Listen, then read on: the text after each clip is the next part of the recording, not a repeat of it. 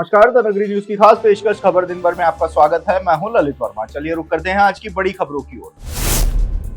Budget पेश होने के बाद आज फिर से विधानसभा की कार्यवाही नियमित रूप से शुरू हुई, लेकिन एक बार फिर से कृषि मंत्री किरोड़ीलाल मीणा के आरोपों पर विपक्ष द्वारा सदन में जोरदार हंगामा किया गया। फोन टैपिंग के मुद्दे पर मंत्री के जवाब के बाद कांग्रेस विधायकों ने सदन से वॉकआउट किया। नेता प्रतिपक्ष टीकाराम जूली ने कहा कि जब सरकार ने कहा है कि किरोड़ीलाल मीणा का फोन टैप नहीं किया गया तो फिर आप उनके आरोपों पर क्या कार्रवाई करेंगे? फिर किरोड़ीलाल मीणा का इस्तीफा क्यों नहीं स्वीकार किया जा रहा है? नेता प्रतिपक्ष टीकाराम जूली ने जब सवाल उठाए तो वन मंत्री संजय शर्मा ने पोस्टर लहरा दिया। इस पर जूली ने कड़ी आपत्ति जताते हुए कहा कि मंत्री ही पोस्टर लहरा रहे हैं, ये किस नियम में है जिसके चलते सदन में हंगामा देखने को मिला।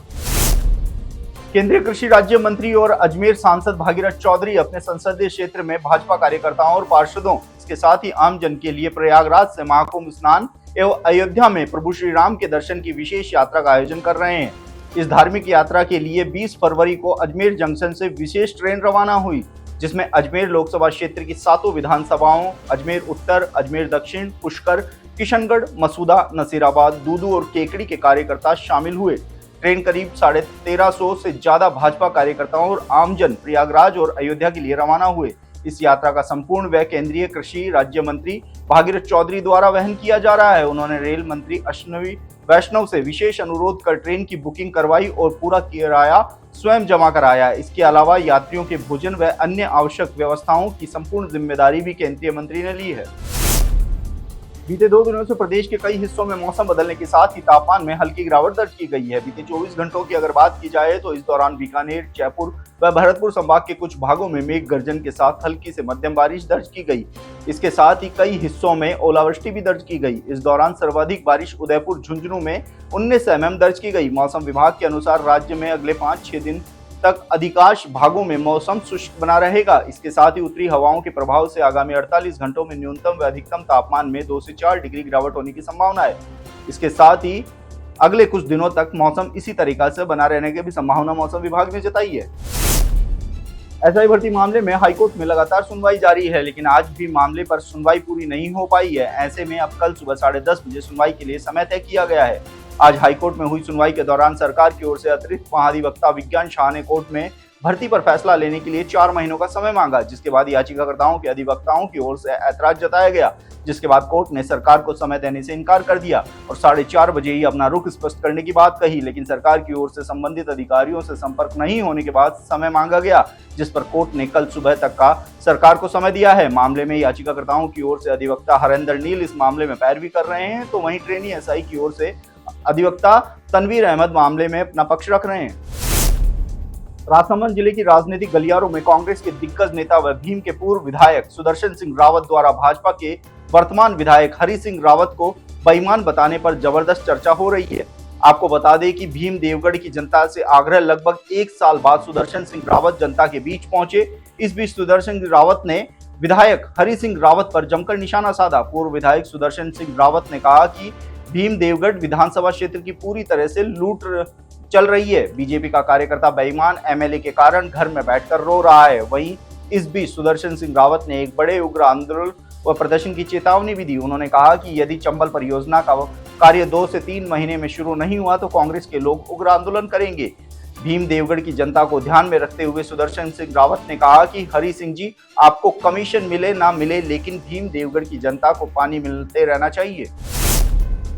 भारतीय सेना की दक्षिणी पश्चिमी सप्त शक्ति कमान का अलंकरण समारोह कोटा के सैन्य एरिया में गांडीव ऑडिटोरियम में आयोजित किया गया। इस कार्यक्रम में शिरकत करने के लिए 10 core commander lieutenant general Nagendra Singh पहुंचे। Kota military station Gandiv division के general commandant officer major general Gaurav Mishra भी मौजूद रहे। इस समारोह में 14 सैन्य अधिकारियों और जवानों को उनकी बहादुरी और देश के लिए कर्तव्य निभाने और अग्रणी रहने पर सम्मानित किया गया। इसमें राष्ट्र की सेवा के लिए वीरता सेना पदक और विशिष्ट सेवा पदक दिए गए। पूरी तरह से अनुशासित और भव्यता के साथ ये कार्यक्रम आयोजित किया गया। गांडीव डिवीजन में तैनात सभी यूनिट्स के वरिष्ठ अधिकारियों के साथ साथ उनके परिजन मौजूद रहे। कार्यक्रम में 14 मेडल दिए गए, जिसमें 1 युद्ध व 7 वीरता सेना पदक दिए गए। इसी तरह से असाधारण सेवा उत्कृष्टता के लिए भी 1 सेना पदक दिए गए।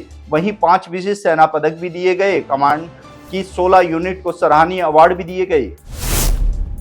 झालावाड़ जिले के सीमावर्ती कोटा जिले के रामगंज मंडी थाना क्षेत्र में एक गांव में एक युवती को भगाकर ले जाने वाले मध्य प्रदेश निवासी युवक को युवती के परिजनों ने बंधक बनाकर घर में लटकाकर पट्टों से पीटते रहे। अब इस घटना का वीडियो सोशल मीडिया पर वायरल हो रहा है। बाद में पीड़ित के गांव के व्यक्ति और पड़ोस में उसे छुड़ाने आए दोनों पक्ष भिड़ गए। दोनों पक्षों की ओर से पथराव व धारदार हथियार भी चले। इसमें छुड़ाए गए युवक को झालावाड़ जिला अस्पताल में भर्ती कराया गया है। इधर घटना के बाद युवती के परिजनों ने उसे भगाने वाले युवक व अन्य लोगों के खिलाफ मारपीट का मामला दर्ज कराया है, जबकि पुलिस का कहना है कि दूसरे पक्ष की ओर से कोई रिपोर्ट नहीं मिली है।